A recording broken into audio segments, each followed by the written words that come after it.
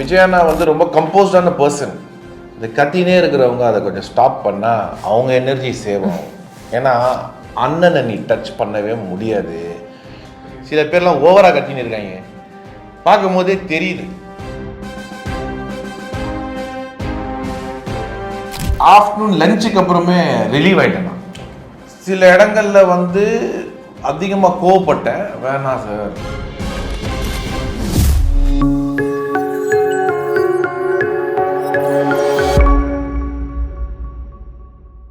மாலைமலை நேயர்களுக்கு வணக்கம். நான் உங்கள் பிரவீன் கேஎஸ். இந்த ஒரு சூப்பரான இன்டர்வியூ நம்ம கூட ஷாமனா, நிரா அண்டு அரவிந்த் சாருங்க. சார் வணக்கம். வணக்கம். Welcome to Malaimalai. ரொம்ப ஹாப்பி உங்கள் எல்லாரையும் மீட் பண்ணது. அண்ட் ஷாமனாவை ஒரு த்ரில்லர் படத்தில் பார்க்குறது ரொம்ப சந்தோஷம். அண்டு அஸ்திரம் டைட்டில்லையே ஏதோ ஒன்று சொல்ல வரீங்க. அண்டு ட்ரெய்லராக பார்க்கும்போது பயங்கர இம்ப்ரெசிவாக இருந்துச்சு. என்ன மாதிரியான கதையாக இது இருக்கும்? அண்டு ஷாமனாக்கு இந்த கதை எந்த அளவுக்கு பிடிச்சிருந்து ஃபர்ஸ்ட் ஆஃப் ஆல் கதையாக கேட்கும்போது? அஸ்திரம் இஸ் நத்திங் பட் வெப்பன்னு தெரியும் உங்களுக்கு. ஆமாம், கண்டிப்பாக. ஸோ இந்த படத்தில் ஒரு வெப்பனாக ஒரு விஷயத்தை யூஸ் பண்ணியிருக்கோம். அது படம் பார்க்கும்போது உங்களுக்கு தெரியும். ட்ரெய்லர் பார்க்கும்போது எனக்கு அந்த சைன் லாங்குவேஜ் ஃபீல்டில் ஒன்று இருந்துச்சு. அந்த விவேகம் மற்ற படத்துலலாம் மைண்டை கண்ட்ரோல் பண்ணுவாங்கள்ல, அந்த மாதிரி அவங்களே வயிற்ற குத்திக்கிறாங்க. ஒரு மாதிரி இன்ட்ரெஸ்டிங்காக இருந்துச்சு அந்த பிளாட்டு. ஓ நைஸ். உங்களுக்கு அந்தளவுக்கு புரிஞ்சுதா ட்ரெய்லரில்? புரிஞ்சு. ஓகே. இந்த கேப்டன் அமெரிக்காவும் பார்ப்போமே சார். அவங்க அந்த மாதிரி ஸ்லோகன் மாதிரி சொல்லுவானுங்க. அவனுக்கு இரிட்டேட் ஆகி டக்குன்னு பக்கத்தில் இருக்க ஃப்ரெண்டு வயிற்ற குத்திடுவானுங்க. என்னடா பண்ண அப்படின்னு கேட்டால், நாங்கள் வச்சிருக்கேன்டா ஒரு ஸ்லோகன் வச்சிருக்கேன்டா, சொன்னால் யார் வேணால் வயிற்ற குத்தி சாவடிப்பானா அப்படி. Okay okay. அந்த ஒரு ஃபீல் இருந்துச்சு. அதனால நைஸ். அந்த ட்ரெய்லர் பார்க்கும்போது ஒரு இம்பாக்ட் இருந்தது உங்களுக்கு. கிட்டத்தட்ட படமும் அந்த மீட்டரில் தான் இருக்கும் உங்களுக்கு. இது வரைக்கும் நம்ம ஷாம் சார் வேற மாதிரியான ஒரு கதை களத்துல பார்த்துருப்போம். எல்லா ஜோன்லயும் விளையாடி இருக்காரு. பட் இந்த மாதிரி ஒரு ரொம்ப சீரியஸான ஒரு காப்பா சார் எனக்கு தெரிஞ்சு சார் பண்ணது இல்லைங்க சார். இல்ல சீரியஸான ஒரு காப் பண்ணியிருக்காரு. நம்ம இந்த படம் பார்த்துருப்போம், தில்லாலங்கடிலாம் கமர்ஷியலா ஒரு காப்பா பண்ணியிருப்பார். இது வந்து இந்த படத்துக்குன்னு ஒரு மீட்டர் செட் பண்ணியிருக்கோம். சார் அதை கரெக்டா அவர் கேரி பண்ணியிருக்காரு அப்படின்னு தான் சொல்லணும். ஒரு காப்பா ஒரு இன்ஸ்பெக்டரா இந்த படத்துல. ஸோ ஒரு டிஃப்ரெண்ட் ஷாம் சாரை இந்த படத்தில் நம்ம கண்டிப்பாக பார்க்கலாம் அஸ்திரத்தில். சூப்பர். ஆனால் எத்தனையோ கதைகள் நம்ம கேட்குறோம், சூஸ் பண்ணுறோம், இதை பண்ணலான்னு யோசிக்கிறோம். பட் என்ன இருந்தாலும் அஸ்திரம் ஃபர்ஸ்ட் ஆஃப் ஆல் லாக் பண்ணுறதுக்கான ரீசன் என்னென்ன இருக்குது? நான் அரவிந்தோட டைரக்ஷனில் ஃபஸ்ட்டு டே ஆஃப்டர்நூன் லஞ்சுக்கு அப்புறமே ரிலீவ் ஆகிட்டேன். நான் 2 சீன் முடிஞ்சது. அந்த 2 சீனுக்கு அப்புறம் one thing I was very clear is, இவங்க வந்துட்டு கதையோ இல்லை அந்த புக்கில் இருக்கிற விஷயங்கள் எப்படி எழுதி கொடுத்தாங்களோ அதை அப்படியே ட்ரான்ஸ்ஃபர் பண்ணிடுவாங்கங்கிற ஒரு நம்பிக்கை வந்துருச்சு. ஏன்னா the way they had divided the shots and the way they extracted performance from everybody including me, ரொம்ப கிளியராக ரொம்ப தெளிவாக எந்த அளவுக்கு இருக்கணும், எந்த அளவுக்கு மெயின்டைன் பண்ணிக்கணும் அப்படிங்கிறத ரொம்ப கிளியராக இருந்தாங்க. எனக்கு இந்த படத்தில் என்ன ஒரு அனுபவம் அப்படின்னா, எல்லாருமே ரொம்ப பாசிட்டிவான நபர்கள் இந்த படத்தில். ப்ரொடியூசராக இருக்கட்டும், டைரக்டராக இருக்கட்டும், நிராவாக இருக்கட்டும், டிஓபியாக இருக்கட்டும், எல்லாருமே ரொம்ப ஹெல்தி. யாருக்கும் ஈகோ இல்லை இன்செக்யூரிட்டி அந்த மாதிரிலாம் இல்லாமல், நான் இங்கே ஒரு வேலை பார்க்க வந்திருக்கேன், அந்த வேலையை மட்டும் நான் பார்க்குறேன் அப்படிங்கிற மாதிரி ஒரு தெளிவு இருந்தது எல்லாருக்குமே. அதே மாதிரி it was a give and take. யாருக்குமே எனக்கு தெரியும் உனக்கு என்ன தெரியும் அப்படின்னு இல்லாமல், எனக்கு தெரியாமல் இருக்கலாம்ப்பா நீ எனக்கு சொல்லு.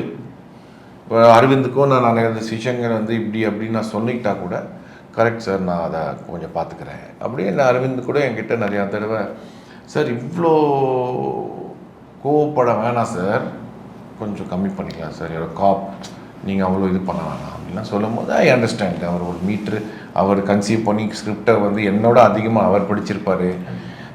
டிஸ்கஷனில் அவங்க டீம் இன்னும் டிஸ்கஸ் பண்ணி இந்த ஷார்ட், இந்த சீன், இந்த பர்ஃபார்மன்ஸ்லாம் பேசியிருப்பாங்க. ஸோ அந்த வகையில் ரொம்ப பாசிட்டிவாக ரொம்ப பியூட்டிஃபுல்லாக ஷூட்டிங் நடந்து படத்தை முடித்து ஒரு 2-3 பேர் பார்த்துட்டு குட் அப்படிங்கிற வார்த்தை சொல்லும் போது ஐ வாஸ் ஹாப்பி. நேரா மேம் சொல்லுங்கள், இந்த ஆப்பர்ச்சுனிட்டி எப்படி நடந்தது? முக்கியமாக நமக்கு ஒரு படம் நடக்குது அப்படின்னும்போது, ஹீரோயின் அப்படின்னும்போது ரெகுலராக நமக்கு சாங்கு, லவ் சீக்வன்ஸ் அந்த ஒரு ட்ராவலில் தான் இருக்கும். இது ஒரு த்ரில்லர் பேஸில் இருக்கனால உங்கள் கேரக்டருக்கும் ஒரு ஆர்க் இருக்குது, அதுக்குள்ளே ஒரு ஸ்டோரி இருக்குது அப்படின்னும் போது, அது ஒரு படத்தில் ஒரு ஹீரோயினாக பண்ணுறோன்னும் போது எந்த அளவுக்கு ஹாப்பியாக இருந்தது?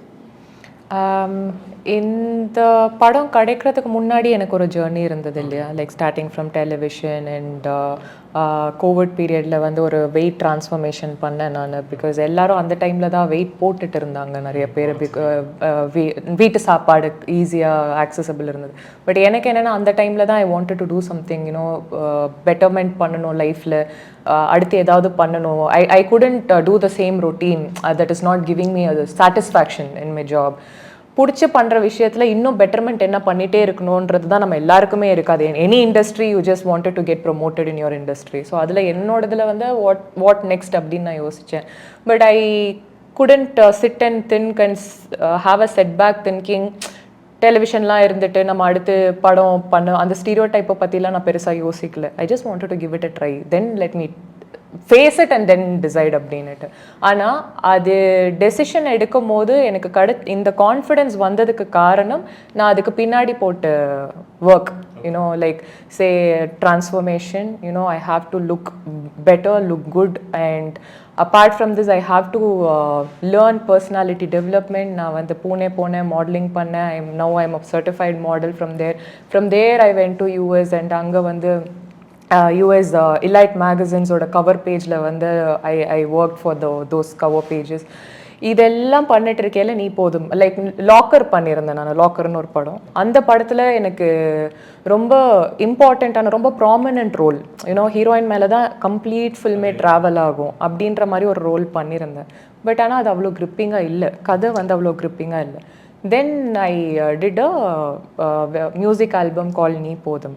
அந்த நீ போதும் பண்ணும்போது அது எல்லாருக்கும் ஒரு பைலட் மாதிரி இருக்கட்டுமே, to show people how I look on screen presence எப்படி இருக்குது. சில பேருக்கு கேமரா ஃபேஸ் மாறும், நேரில் ஒரு மாதிரி இருக்கும். ஸோ அவங்க பெர்ஃபார்மன்ஸ் எப்படி இருக்குது இதெல்லாம் பார்க்குறதுக்காக அது க்ரியேட் பண்ணியிருந்தேன். அங்கே இருந்து தான் எனக்கு இந்த படம், அங்கே போட்ட உழைப்போட மேனிஃபெஸ்டேஷன் எனக்கு அஸ்திரம் அப்படிங்கிறது தான் நான் சொல்லுவேன். சார், நீங்கள் அஸ்திரம் பண்ணுறதுக்கு முன்னாடி ப்ராஜெக்டுக்காக நிறைய ஒர்க் பண்ணியிருப்போம். எனக்கு அந்த ஃபீல் இருந்துச்சு. எனக்கு போஸ்டரில், ட்ரெய்லரில் எல்லா இடத்துலையுமே வெறும் ஒரு த்ரில்லராக மட்டும் இல்லாமல் ஒரு சூப்பர் நேச்சுரல் எலமெண்ட், இல்லை ஒரு சூப்பர் ஹியூமன் பவரை பற்றி பேசக்கூடிய ஒரு படம் அப்படின்ற ஒரு ஃபீல். அதுக்காக நம்ம ப்ரீவியஸாக ஒர்க் பண்ணியிருப்போம், யாரையாவது பற்றி தெரிஞ்சுக்கிட்டு இருப்போம். அப்படி தான் ஹிஸ்ட்ரியை இந்த படத்தில் சொல்லணும் அப்படின்ற மாதிரி ஏதாவது இருக்குது? அப்படி ஒரு போர்ஷன்ஸ் படத்துக்குள்ளே இருக்கா? இல்லை, ஒரு ஃபிக்ஷன் தான். ஃபிக்ஷனாக ஒரு விஷயம் வச்சுருக்கோம், அதை ரிவீல் பண்ண முடியாது. ஓகே. பட் இந்த படத்தில் ஒரு ஃபிக்ஷன் ஒன்று கனெக்ட் பண்ணியிருக்கோம். ஸோ அது ரொம்ப இன்ட்ரெஸ்டிங்காக இருக்கும். படம் பார்க்கும்போது உங்களுக்கு அந்த சர்ப்ரைஸ் இருக்குன்றதுனால அது அஸ்திரம் த சீக்ரெட் மாதிரி சீக்ரெட்டாகவே இருக்கட்டும். அண்ட் எப்பவுமே ஒரு ப்ராஜெக்ட் டிசைனர் தான் ஒரு நல்ல டேரக்டராக நான் பார்த்துருக்கேன். இப்போ வரைக்கும் நான் எந்த டேரக்டர்ஸ் பார்த்தாலும் அவங்க டிசைன் பண்ணுற ஆட்களை வச்சு தான் அந்த படத்தோட அவுட்புட் வரும். நீங்கள் கரெக்டாக இப்போது ஆக்டர்ஸாக இருக்கட்டும், நம்ம இவராக இருக்கட்டும், நிழல் ரவி சாராக இருக்கட்டும், மியூசிக் டைரக்டராக இருக்கட்டும், அவங்க எல்லாருமே ரொம்ப சூஸியாக கரெக்டாக பிக் பண்ணியிருந்தீங்களோன்னு ஒரு ஃபீல் இருந்துச்சு. அதை எப்படி டிசைன் பண்ணீங்க, அதை எப்படி ஒர்க் பண்ணீங்க? ஒன்றே ஒன்று தான், நான் எக்ஸ்பீரியன்ஸ் கிடையாது. ஓகே. நான் ஃப்ரெஷர் சினிமா, அதாவது தோ I have short film experience. என்ன தான் இருந்தாலும் நம்ம போய் ஒரு 100 பேர் 200 பேரை ஆக்ஷன் கட்டு சொன்னது கிடையாது. ஆக்ஷன் கட்டி சொல்லலை நான் இது வரைக்கும். ஷார்ட் ஃபிலிம் பண்ணும்போது எதுவுமே தெரியாது. ஆனால் பண்ணிடுமோன்ற ஒரு நம்பிக்கை இருந்தது, நமக்கு பண்ண முடியுன்ற ஒரு நம்பிக்கை இருந்தது. கரெக்டாக வேலை பார்த்துக்கிட்டு இருக்கோம் அப்படின்னும் போது, நம்ம புதுசுன்னும் போது நான் எனக்கு தெரிஞ்ச க்ளோஸ் கேமராமேன் இருக்காங்க, அவங்க 1-2 படம் குட்டி படம் பண்ணியிருக்காங்க. பட் அவங்களுக்கு கூட என்னால் ஆப்பர்ச்சுனிட்டி இந்த படத்தில் ப்ரொவைட் பண்ண முடியல. புரியுது. ஏன்னா இஸ் மை ஃப்ரெண்ட் அப்படின்றதுக்காக நான் கூப்பிட்டு ஒரு 2 லட்ச ரூபா கம்மியாக சம்பளம் வாங்கிக்கோ, நான் ஃபேவர் பண்ணுறேன், உனக்கு நான் வாய்ப்பு கொடுக்குறேன்லாம் கூப்பிட்டு பண்ண முடியாது. ஏன்னா என்னை நம்பி ஒருத்தர் கோடி கணக்கில் இன்வெஸ்ட் பண்ணியிருக்காரு. ஒரு ஷாம் சார் மாதிரி ஒரு ஆக்டர் என் கூட வந்து நம்பி வராருன்னும் போது நான் எவ்வளோ ரெஸ்பான்சிபிளாக இருக்கணும். அப்படின்னும் போது நான் டே 1 ஃபிக்ஸ் பண்ணிட்டேன். இந்த ஃப்ரெண்ட்ஷிப்பு, எனக்கு தெரிஞ்சவன் 10 வருஷமாக ஷார்ட் ஃபிலிம் எல்லாம் ஓரம் போயிடுங்க. ஃபர்ஸ்ட் நான் என்னைய வந்து ஒரு ஸ்டேஜ் பண்ணி, ஆமாம் நான் ஜெயிக்கிற தோக்குறேன், இவனுக்கு படம் பண்ண தெரியுன்றதாவது நான் ப்ரூவ் பண்ணணும்ல. கண்டிப்பாக அதை பண்ணுறதுக்கு அவங்க முதலே ஃபிக்ஸ் ஆகிட்டார். அதனால நான் வந்து மேபி எனக்கு தெரிஞ்ச என் கூட ஒர்க் பண்ண கேமராமேன்லாம் படம் பண்ணிட்டாங்க. ஓகே. பட் இந்த மாதிரி ஒரு படம் பண்ணலை. பட் குட்டி படங்கள் பண்ணியிருக்காங்க. பட் அவங்க என் மேலே கோமா கூட இருக்கலாம். பட் அதுக்காக நான் வந்து ரிஸ்க் எடுக்க முடியாது இல்லை ஃபர்ஸ்ட் படம். அதனால நீங்கள் சொன்ன மாதிரி ரொம்ப கிளாரிட்டியாக இருந்துட்டேன். எனக்கு ஃபர்ஸ்ட் படம் இவர் தான். இத்தனைக்கும் என் கேமராமேனோட ஒர்க் பார்த்துட்டு தான் நான் முடிவு பண்ணேன். ஓகே. என்னோட எடிட்டரோட ஒர்க் பார்த்துட்டு தான் நான் முடிவு பண்ணேன். அஃப்கோர்ஸ் மியூசிக் டைரக்டர் சுந்தரமூர்த்தியோட ஒர்க் பார்த்துட்டு தான் நான் முடிவு பண்ணேன். ஸோ இந்த படத்தில் ஒர்க் பண்ண எல்லாரோட ஒர்க் பார்க்காம நான் வந்து அவங்கள வந்து யாரையுமே நான் ஃபிக்ஸ் பண்ணல. ஏன்னா நம்ம வந்து புதுசு, டெக்னீஷியன் ரொம்ப ஸ்ட்ராங்காக இருக்கணும். நீங்கள் பெரிய டைரக்டர்ஸ் எல்லாமே எடுத்துக்கோங்க, எல்லா டெக்னீஷியனுமே ஸ்ட்ராங்காக இருப்பாங்க. ஸோ அப்படின்னும் போது அதில் ரொம்ப ஃபோக்கஸ்டாகவும் கிளியராகவும் இருந்துட்டேன். ப்ரொடியூசர்கிட்டையும் தெளிவாக சொல்லிட்டேன், நான் கேட்குற டெக்னீஷியன் கொடுத்தா மட்டும்தான் அந்த படத்தோட குவாலிட்டியாக வரும். ஓகே. ஸோ அப்படின்றதுல ரொம்ப தெளிவாக முதல்லேருந்தே ஃபிக்ஸ் பண்ணிட்டு தான் அதுக்கேற்ற மாதிரி தான் வேலை பார்த்தோம் பிரதர். ஸோ அதை ஜஸ்டிஃபை பண்ணியிருக்கோன்னு நம்புகிறேன். கண்டிப்பாக. ஆனால் இந்த படத்தில் உங்களுடைய கேரக்டர் பேர் போலீஸ் ஆஃபீஸர்ன்றது தெரியுது, அதை தாண்டி அந்த ட்ராவலாக எப்படி இருக்கும்? ஒன் திங் இஸ் வாட் அப்படின்னா, ரொம்ப மெச்சூர்டான ஒரு பர்ஃபார்மன்ஸை வந்து எதிர்பார்த்தாங்க, அதுதான் எக்ஸ்ட்ராக்டும் பண்ணிட்டாங்க. அதுக்கு காரணம் என்னடான்னா, அந்த கேரக்டர் வந்து அந்த மாதிரி ஒரு சிச்சுவேஷனில் இருக்கிற ஒரு ஹியூமன் பீங். ஸோ அவர் வந்து ஒரு அளவுக்கு மேலே பண்ணவும் கூடாது, பண்ணவும் முடியாதுங்கிற ஒரு சுச்சுவேஷன். அது கீழேயும் பண்ணக்கூடாது. Is a Cobb. ஸோ இந்த இந்த இந்த இந்த சுச்சுவேஷனில் இருக்கிற காப் வந்து இந்த கேஸ் எப்படி கிராக் பண்ண போகிறாங்கிறதுல ஸ்க்ரீன் ப்ளே பண்ணியிருந்தாங்க. ஸோ அதில் சில இடங்களில் வந்து அதிகமாக கோவப்பட்டேன். வேணாம் சார், அவ்வளோ கோவம் வேண்டாம் அப்படிங்கிறத அங்கங்கே சொன்னாங்க. சில இடங்களில் சீன் வைஸாகவே நானும் வந்து இல்லைருவேன், இதை வந்து இன்ட்ரெஸ்டிங்காக பண்ணலாம், அந்த சீனை ஒர்க் அவுட் பண்ணணும். சீன் நல்லா இருக்குது, but we have to also put in effort as an actor, இந்த ஒர்க் அவுட் பண்ணி விடணும் சீனை அப்படின்னு சொல்கிறது வந்து இன்டர்வல் பிளாக். கண்டிப்பாக இன்டர்வல் பிளாக் அப்படிங்கிறது வந்து ஆடியன்ஸுக்கு ஒரு பிளாக்காக தான் இருக்கும். மைண்ட் பிளாக் ஆகிடும். அவங்க என்ன எதிர்பார்த்தார்கள் பார்த்து என்ன தான் இருந்தாலும் அந்த அந்த அந்த இன்டர்வல் பிளாக் வந்து உங்களை ஆஃப் பண்ணிடும். என்னடா இதுக்கு மேலேயா அப்படிங்கிற மாதிரி இருக்கும். பட் அதுதான் சேலஞ்ச் அவங்களுக்கு. இதுக்கு மேலேயும் செகண்ட் ஆஃப் சொல்லணும். ஸோ அதை எடுத்துகிட்டு போய் நீட்டாக இன்ட்ரெஸ்டிங்காக சொல்லி முடிச்சிருக்காங்க. ஸோ அந்த வகையில் clarity of screenplay and clarity of performance, not only mind. எல்லாரும் எப்படி எந்த அளவுக்கு பேசணும். இப்போ நிழல் ரவி சார்லாம் வந்து ரொம்ப பவர்ஃபுல்லான வேர்ட்ஸ் யூஸ் பண்ணியிருக்காரு இந்த படத்தில். அந்த அந்த அந்த டைலாக்ஸ் வந்து அவர் பேசும்போது நானே கேட்கும் போது ரொம்ப இன்ட்ரெஸ்டிங்காக இருந்தது. அந்த அந்த அந்த நாலேஜ், அது ஆக்சுவலாக நாலேஜ்னு எடுத்துக்கலாம். இப்போ என்னப்பா இது இப்படிலாம் இருக்கா, எவ்வளோ இருக்கா அப்படிங்கிற போது கேட்கும் போது கண்டிப்பாக ஆடியன்ஸுக்கு நிழல் ரவி வர ரெண்டு சீன் 3 சீன் வந்து பயங்கரமான மெசேஜ்னா ஃபேக்ட்ஸ் சொல்லுவார், நடந்திருக்க உண்மைகள். அது கேட்கும் போது எல்லாருக்கும் கன்வின்சிங்காக இருக்கும். எஸ், இதெல்லாம் நடக்குது, இதுக்கெல்லாம் வாய்ப்பு இருக்குது, இதெல்லாம் நடந்துக்கிட்டு தான் இருக்குது இந்த உலகத்தில், அதை தான் எடுத்து சொல்கிறாங்க அப்படிங்கிறது இருக்கும். டிவிகேவோட 1 year ட்ராவல்லாம் ஒரு ஆக்டராகவும் ஒரு தம்பியாகவும் எப்படி பார்க்குறீங்க? டிவிகே இஸ் அ வெரி என்னது ஸ்ட்ராங் என்ட்ரி தான். அப்புறம் விஜயண்ணா வந்து ரொம்ப கம்போஸ்டான பர்சன், ரொம்ப கேரிடே ஆக மாட்டார், ரியாக்ட் பண்ண மாட்டார். இப்போ பார்த்தீங்கன்னா அவருக்கு என்னென்னமோ கமெண்ட்ஸ் இருக்குது. அந்த கமெண்ட்ஸை பேசுகிறவங்க ஒரு விஷயத்தை கவனிச்சாங்கன்னான்னு தெரியல, அவர் எதுக்குமே கண்டுக்கவே இல்லை. ஸ்பாட்டில் வந்து சைலண்ட்டாக எப்படி ரிப்ளை, அவ்வளோதான். அப்புறம் அது ஏன் சொல்கிறேன்னா, இந்த கத்தினே இருக்கிறவங்க அதை கொஞ்சம் ஸ்டாப் பண்ணால் அவங்க எனர்ஜி சேவ் ஆகும். ஏன்னா அண்ணனை நீ டச் பண்ணவே முடியாது. பைத்தியக்காரன் மாதிரி கத்தின்னு இருக்கிறத விட்டுருங்க. அவருக்கு நீங்கள் அட்வைஸ் பண்ணணும்னு நினைக்காதீங்க. 30 years of cinema number 1 position ஆகிறதுக்கு எவ்வளோ அனுபவங்கள் வேணும், என்ன எவ்வளோ டஃப்பான ஜேர்னி அது. எத்தனை பேர் அவரை வந்து பேக் ஸ்டாப் பண்ணியிருப்பாங்க, எத்தனை இடத்துல கேவலப்படுத்தியிருப்பாங்க, எத்தனை இடத்துல அசிங்கப்பட்டிருப்பார். அது எல்லாத்தையும் மீறி நம்பர் 1 பொசிஷனுக்கு வந்ததுக்கப்புறம் அந்த இடம் வேண்டாம், எனக்கு போதும், நான் மக்களுக்கு ஏதாவது செய்யணுங்கிற ஒரு தெளிவு இருக்குது அவருக்கு.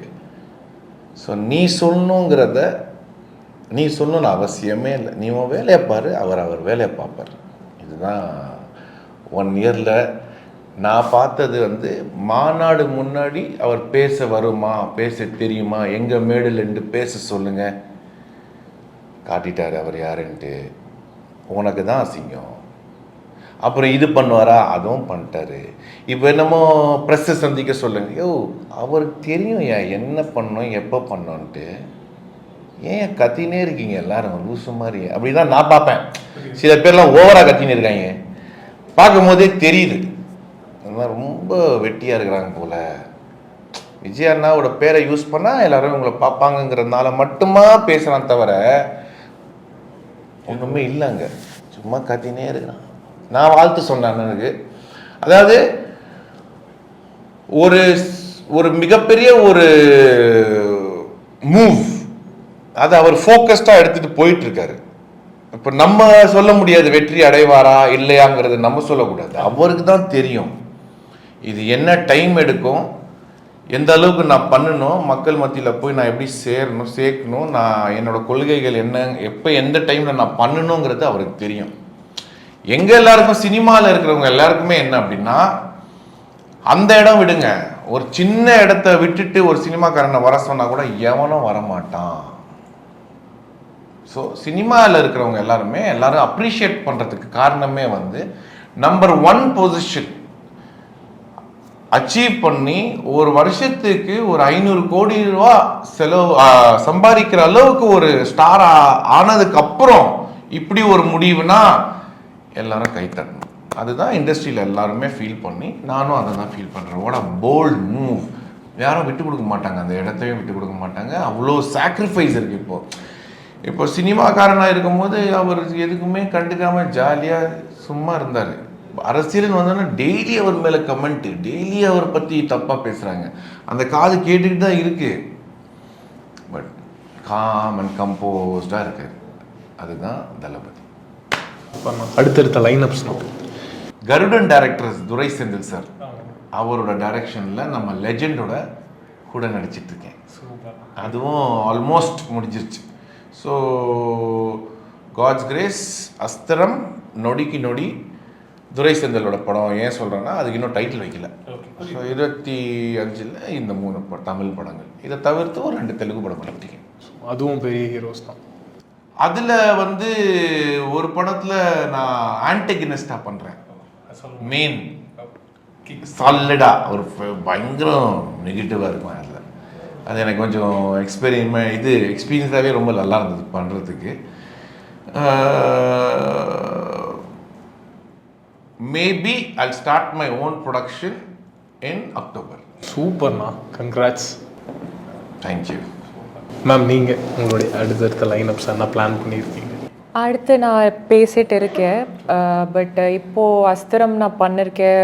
ரெனோண்ட் ஆக்டர் ஷியாம் சார் கூட பண்ணியிருக்கேன். அண்ட் அரவிந்த் சார் மாதிரி ஒரு குட் கண்டென்ட் கொடுத்துருக்க ஃபில்ம் நான் பண்ணியிருக்கேன் இல்லையா. ஸோ இதுக்கு அடுத்து நான் என்ன பண்ணாலும் I just wanted to be even more particular and focused. And நான் என்ன பண்ணணுங்கிறத I just wanted to be very கேர்ஃபுல்லாக ப்ளேஸ் பண்ணணும். Because God has been kind that he had given me அஸ்திரம் டுடே. ஸோ இங்கேருந்து மறுபடியும் நான் அடுத்தடுத்து பண்ணுறது எல்லாமே வந்து ப்ராப்பராக பார்த்து பண்ணணும். But still I have a film இன் தெலுங்கு பேசிட்டு தான் இருக்கும். Let's see how things goes. ஆனால் நீங்கள் யார்கிட்டயா கதை சொல்லிடுறீங்களா? இல்லை பிரதர், இன்னும் படம் ரிலீஸ்க்கு அப்புறம் தான். எல்லாருக்குமே ஒரு பெரிய வாழ்த்துக்கள். கண்டிப்பாக படத்தோட சக்ஸஸ் மீட்டில் மீட் பண்ணுவோம். நன்றி. Thank you so much. தேங்க்யூ.